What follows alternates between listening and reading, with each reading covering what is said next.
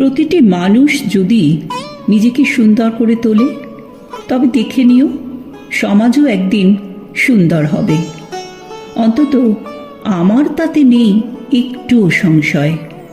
সত্যি বলি, এই শুধু কথার কথা নয়, সৌন্দর্য সাধনা মানে মানসিক মালিন্য মোচন।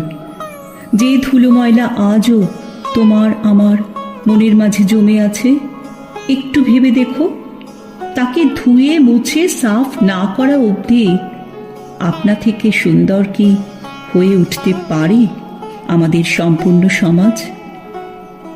নিজেকে নিয়েই তবে শুরু হোক কাজ। নিজেকে সুন্দর করে তোলো। যত ধুলো ময়লা আজও জমে আছে মনের ভিতরে, যত আবর্জনা ঝেঁটিয়ে সমস্ত সাফ করো। যেভাবে শিউলি ফোটে পরিচ্ছন্ন নিকোনো উঠোনে, আমরাও সেইভাবে এসো ফুটি। সমাজ সুন্দর হবে যদি আমরা নিজেরা প্রত্যেকে আরেকটু সুন্দর হয়ে উঠি।